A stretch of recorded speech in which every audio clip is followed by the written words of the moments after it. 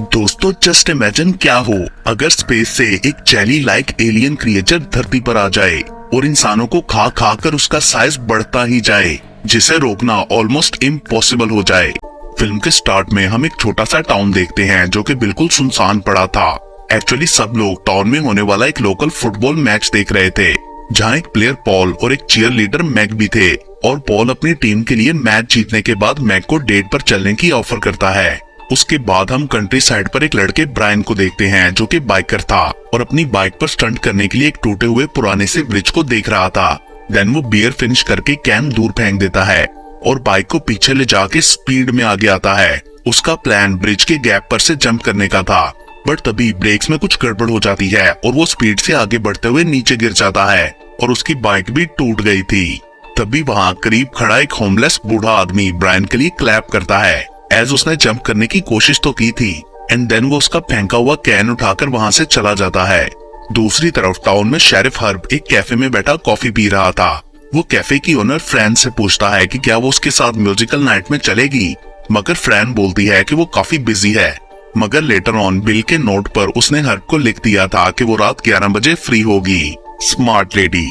तभी बाहर ब्रायन एक ट्रक से उतरता है। उसने शेरिफ हर्ब को कैफे से निकलते देख लिया था, सो वो एक कॉर्नर के पीछे छुपकर उसके जाने का वेट करने लगता है।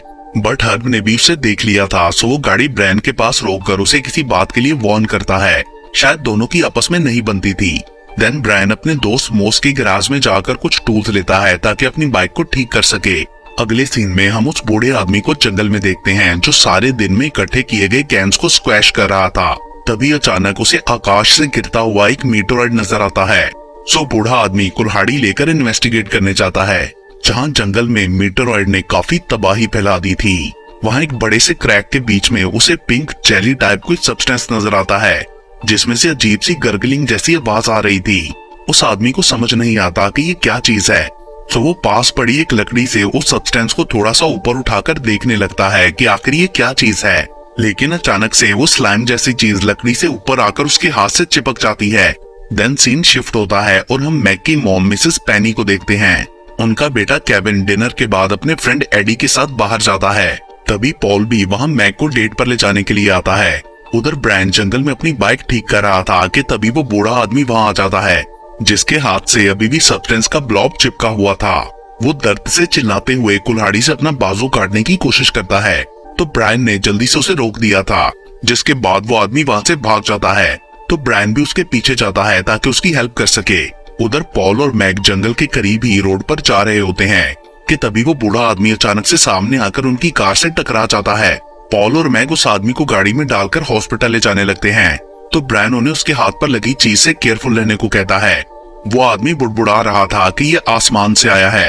तभी पॉल ब्रायन को भी साथ चलने को कहता है ताकि वो डॉक्टर को एक्सप्लेन कर सके कि क्या हुआ था। सो ब्रायन भी उनके साथ जाता है, मगर उस आदमी को एडमिट कराने के बाद वो अपने घर चला गया था। उसके बाद पॉल उस आदमी के रूम में चेक करने जाता है, तो उसे उसके ब्लैंकेट के अंदर कोई चीज हिलती हुई नजर आती है। एंड देन उस आदमी की आंखें भी पूरी तरह व्हाइट हो गई थी। सो पॉल जल्दी से डॉक्टर को बुलाता है, मगर जब डॉक्टर ब्लैंकेट उठाकर देखता है तो शॉकिंगली उस आदमी की सारी बॉडी गायब हो चुकी थी, जैसे उस पर किसी ने एसिड डाला हो। पॉल और डॉक्टर ये सब देखकर बुरी तरह डर जाते हैं। यहाँ हम समझ पाते हैं कि उस बूढ़े आदमी की बॉडी को वो स्लाइम जैसा क्रिएचर खा के अपने अंदर डिसॉल्व कर चुका था। देन पॉल जल्दी से शेरिफ हर्ब को कॉल करने के लिए जाता है और हम देखते हैं कि वो चिपचिपा क्रिएचर वहाँ दरवाजे के पीछे छुपा था। वो साइज में भी पहले से काफी बड़ा हो गया था। एंड देन वो सीलिंग पर जाकर पॉल के ऊपर जंप कर देता है। उसकी चीखें सुनकर मैग उसे देखने के लिए जाती है, मगर पॉल को उस क्रिएचर ने पूरी तरह जकड़ रखा था। मैग उसका हाथ पकड़कर उसे बाहर निकालने की कोशिश करती है, मगर इस तरह पॉल का बाजू ही कटकर उसके हाथ में आ जाता है, जिसे देखकर वो डर के मारे वहीं बेहोश हो गई थी। अगले सीन में हम देखते हैं कि हॉस्पिटल के बाहर मैग के पेरेंट्स अब उसके साथ थे और तभी पुलिस वहां आती है। उन्होंने ब्रायन को भी पकड़ रखा था। शेरिफ हर्ब मैग की उस स्लाइम जैसे दिखने वाली क्रिएचर की बात पर बिलीव नहीं करता और उसे पेरेंट्स के साथ घर भेज देता है। मीनवाइल हम पॉल के दोस्त स्कॉट को एक पार्क्ड कार में देखते हैं, जो अपनी नई गर्लफ्रेंड विकी के साथ था। एंड जब स्कॉट एक और ड्रिंक लेने के लिए कार ट्रंक की तरफ जाता है, तो पीछे से वो ब्लॉब चुपके से गाड़ी में घुसकर विकी को मार डालता है। एंड स्कॉट के वापस अंदर जाने पर ब्लॉब उसके बाजू से चिपक कर उसकी बॉडी की तरफ बढ़ने लगता है। एंड फाइनली उस क्रिएचर ने स्कॉट को भी मारकर अपने अंदर डिसॉल्व कर लिया था, जिससे उसका साइज अब और बड़ा हो जाता है और अब वो आहिस्ता आहिस्ता टाउन की तरफ बढ़ने लगा था। दूसरी तरफ मैग अपने पेरेंट्स को उस क्रिएचर के बारे में बताती है तो वो भी उस पर विश्वास नहीं करते। सो वो ब्रेन को ढूंढने के लिए चुपके से अपने घर से भाग जाती है, क्योंकि वो जानती थी कि ब्रेन ने भी उस क्रिएचर को देख रखा है। उधर पुलिस स्टेशन में शेरिफ हर्ब और उसका असिस्टेंट बिल ब्रेन से बूढ़े आदमी के बारे में इंटेरोगेट कर रहे थे, मगर क्योंकि उसके खिलाफ कोई भी एविडेंस नहीं मिलता सो शेरिफ उसे छोड़ देता है। पुलिस स्टेशन से बाहर निकलने पर उसे सामने मैग मिलती है। वो ब्रेन से हेल्प के लिए कहती है, मगर वो इसके लिए नहीं मानता और सड़क के दूसरी तरफ एक कैफे में चला जाता है, जहां मैग भी उसके पीछे ही आ गई थी। वो ब्रेन से दोबारा हेल्प के लिए कहती है और उसे बताती है कि कैसे उस स्लाइम जैसे क्रिएचर ने पॉल और उस आदमी को खा लिया और उसका साइज भी कंटिन्यूअसली बड़ा होता जा रहा है, मगर ब्रेन भी उसकी बात नहीं मानता। मीनवाइल कैफे की किचन का सिंक ब्लॉक हो गया था और वहां का कुक जॉर्ज उसे खोलने की कोशिश करता है, बट तभी अचानक अंदर से वो ब्लॉब निकलकर जॉर्ज के सर को पकड़ लेता है। देन वो उसे हॉल के अंदर सक करने लगता है खाने के लिए। ब्रैन ये सब देखकर डर से चिल्लाने लगती है। उसकी चीखें सुनकर ब्रैन और मैग भी वहां आ गए थे। वो भी ये सब देखकर बुरी तरह डर जाते हैं कि जॉर्ज सिंक होल के अंदर पूरा ही गायब हो गया था एंड सडनली ब्लॉब सिंक में से बस्ट होकर बाहर निकलता है। उसका साइज और बड़ा हो गया था। अब वो उन लोगों को पकड़ने की कोशिश करता है। ब्रैन और मैग भागकर फ्रीजर रूम में छुप जाते हैं। वो स्लाइमी क्रिएचर दरवाजे के नीचे से वहां भी आने की कोशिश करता है, मगर फ्लोर पर पड़ी बर्फ की वजह से रुक गया था।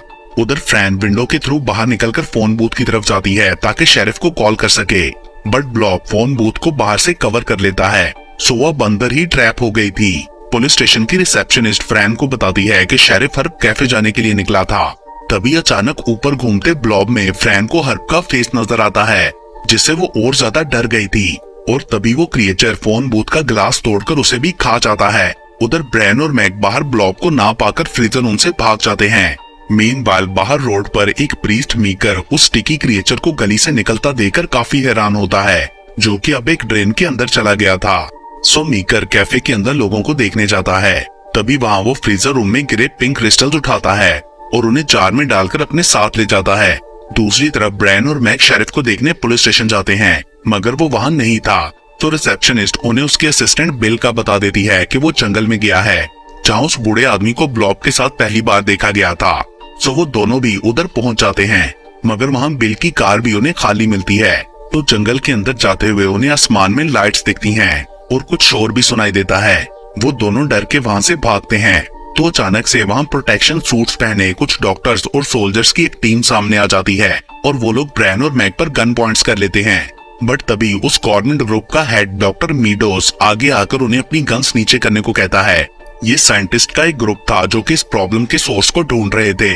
उनके ख्याल में ये सब आउटर स्पेस से आए कुछ माइक्रोब्स की वजह से हुआ है, बट ब्रेन उन्हें इन्फॉर्म करता है कि माइक्रोब से काफी बढ़कर कुछ है।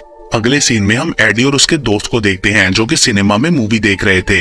तभी उधर सिनेमा के प्रोजेक्शन रूम का एसी अचानक से बंद हो जाता है। सो वहाँ का वर्कर होबोस एसी डक्ट में चढ़कर देखने की कोशिश करता है कि क्या प्रॉब्लम है, मगर वहाँ पर ब्लॉब था जो उस पर अटैक कर देता है। कुछ देर बाद एक दूसरा आदमी प्रोजेक्शन रूम में आता है तो होबोस उसे वहाँ नहीं मिलता और रूम की हालत भी काफी खराब थी।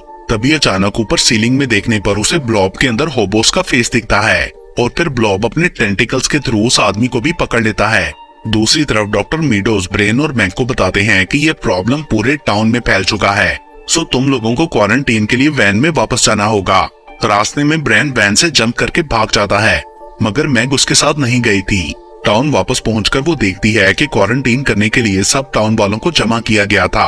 वहाँ उसे अपने पेरेंट्स मिल जाते हैं, मगर उसका भाई केविन और एडी वहाँ नहीं थे।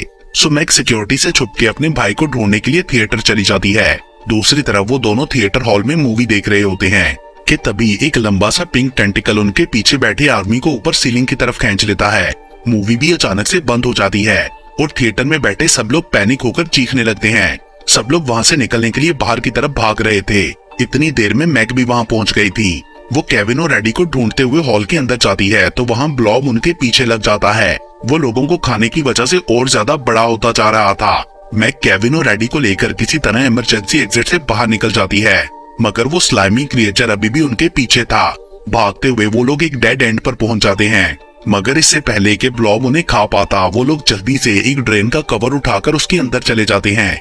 दूसरी तरफ ब्रायन जंगल में था, जहां वो चुपके से उन साइंटिस्ट की बातें सुन लेता है, जिससे पता चलता है कि एक्चुअली साइंटिस्ट ने एक्सपेरिमेंट के लिए उस मीटरॉइड को ऑर्बिट में भेजा था, एक लिविंग ऑर्गेनिज्म के साथ। मगर वो ऑर्गेनिज्म म्यूटेट होकर शिकारी बन गया और साथ ही साथ वो अपने ओरिजिनल साइज से 1000 गुना ज्यादा बड़ा भी हो चुका था।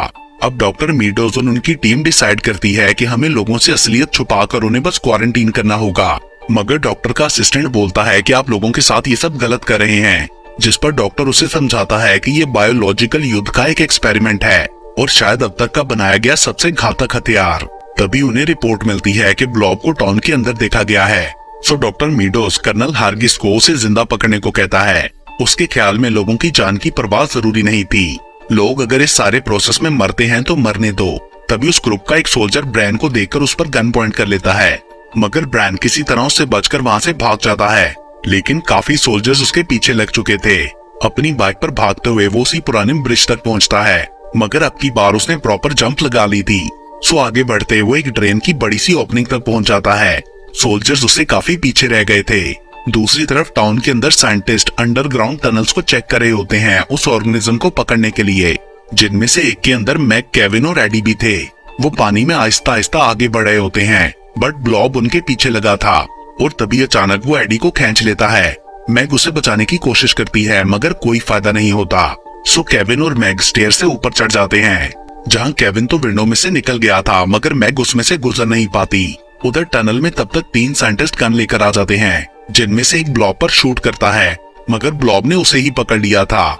मैग आगे बढ़ते उस ड्रेन पाइप तक पहुंच जाती है जहां ब्रायन था। वो आगे से उसे पकड़ लेता है एंड देन वो लोग बाइक पर वहां से आगे बढ़ने लगते हैं। रास्ते में उन्हें एक जख्मी साइंटिस्ट मिलता है, जो बताता है कि ब्लॉब ने मेरे 2 साथियों को मार डाला। फाइनली वो लोग एक मैन होल तक पहुंच गए थे, मगर वहां ऊपर डॉक्टर मीडोज खड़ा था, जो ब्रायन को देखकर उस होल को बंद करने का ऑर्डर दे देता है और उसके ऊपर वैन पार्क कर दी जाती है। जिसके बाद ब्रायन उस साइंटिस्ट से ग्रेनेड लॉन्चर लेकर मैनहोल ब्लास्ट करता है एंड देन वो लोग बाहर आ जाते हैं। उसके बाद ब्रायन डेप्यूटी ऑफिसर बिल को सारी बात बताता है कि ये ब्लॉब मैन मेड है और डॉक्टर मीडोज इसके बारे में सब कुछ जानता है। Just then blob manhole से बाहर आकर डॉक्टर मीडोज को अंदर खींच लेता है, जिसके बाद कर्नल हार्गिस वहां बॉम्ब फेंकता है, मगर इतने बड़े धमाके से भी उसे कुछ नहीं हुआ था, बल्कि वो और ज्यादा खतरनाक होकर बाहर आ जाता है और सबको मारने लगता है। एक साइंटिस्ट फ्लेम थ्रोअर की हेल्प से उसे जलाने की कोशिश करता है, मगर ब्लॉब उसे ही पकड़ लेता है, जिससे पास खड़े प्रीस्ट मीकर को भी आग लग जाती है। मैग उसे बचाने के लिए फायर एक्सटिंग्विशर चलाती है एंड देन बिल उसे सेफ प्लेस पर ले जाता है। उसके बाद मैग ब्लॉब को हटाने के लिए उसके ऊपर भी फायर एक्सटिंग्विशर चलाती है, क्योंकि वो ठंडी चीज से दूर भागता था।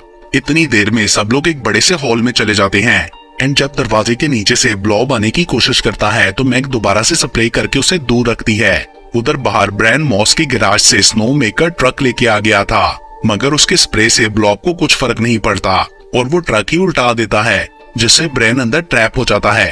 तभी मैग बाहर आकर बॉम्ब और राइफल से ब्लॉब की अटेंशन डाइवर्ट करती है ताकि ब्रेन भाग सके एंड जब ब्लॉब उसके करीब आने लगता है तो वो टाइमर बॉम्ब को CO2 ट्रक के ऊपर लगा देती है, जिससे टैंक एक्सप्लोड हो गया था और बहुत ज्यादा स्नो गिरने से ब्लॉब फ्रीज होके पिंक क्रिस्टल्स में बदल जाता है।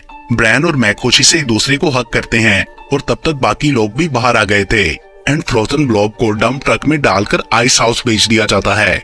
देन लास्ट सीन में हम एक बड़े से टेंट में प्रीस्ट मीकर को देखते हैं, जो लोगों को प्रीच कर रहा था कि गॉड से अपने सिंस की माफी मांग लो, क्योंकि जजमेंट का टाइम आने वाला है। जिस पर लेडी पूछती है कि वो कब आएगा, तो मीकर अपना पिंक क्रिस्टल्स वाला जार निकाल कर देखता है, जिसमें अब एक छोटा सा ब्लॉब था। सो वो लेडी को बताता है कि वो जल्दी ही आने वाला है और इसके साथ ही ये मूवी यहीं पर खत्म हो जाती है।